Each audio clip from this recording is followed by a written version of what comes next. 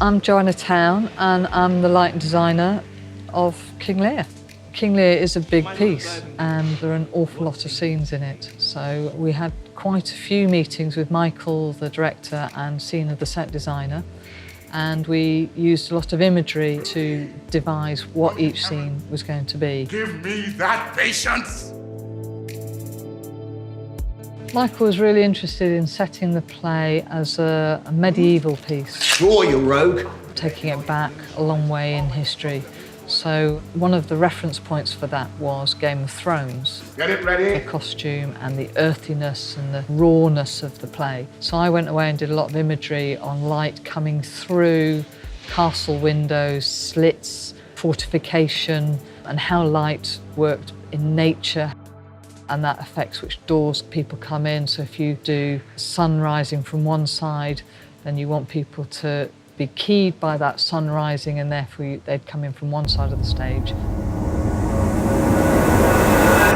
I thought the king had more affected the Duke of Albany than Cornwall. It always seemed so to us. The first scene's really interesting because it's set in the middle of the night and you want to introduce all these characters. You've also set it in a time where there's no electrical lighting. So how do you get that light on stage? So we introduce torches. Do you know this noble gentleman, Edmund? Fraser comes in and he lights the torches to bring light into the stage. We also need to set up the fact that it's a grand space. King Lear's entrance feels grand. So by using one of the two main entrances and strongly backlighting that and making that a channel engulfed in light makes him a very important character. And then with pools on the chairs to sort of introduce the fact that the play was not always going to be naturalistic and we were taking it into a theatre environment.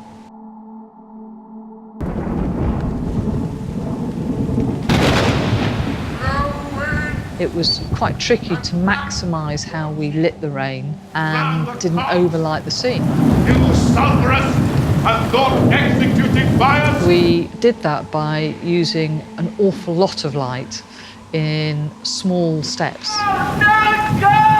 The Royal Exchange comes down in layers and you can use those layers to get a little bit of crosslight into the rain to tower it up. And we put them in a mottled effect, so we put this break-up gobo in it, which is a plate that gives a pattern through the light to not make it solid. I have one part in my heart that is sorry yet for thee.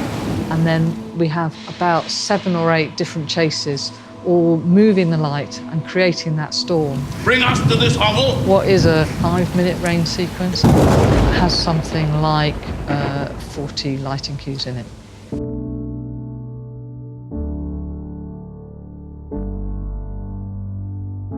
The Royal Exchange is an exciting space because it is a glass module in the middle of a building that is used all day and has 3 massive, beautiful domes that shine light through into the theatre all the time. The disadvantage of that is that the light affects your lighting. And you have to balance according to that because the sunnier it is, the more your effects look weaker. So you have to balance between the two. And sometimes I have to talk quite seriously with directors about that, about what they're seeing during the day and what is going to happen in the evening. We were lighting it in March, April, where we had quite a bad March, April, but also the clocks were going to change. And what we were seeing at 7 o'clock when we first lit the show was going to be very different at 7 o'clock, halfway through its run. So we had to rebalance to make sure that it worked before and after the clocks change, and that is something that we have to think about quite a lot here.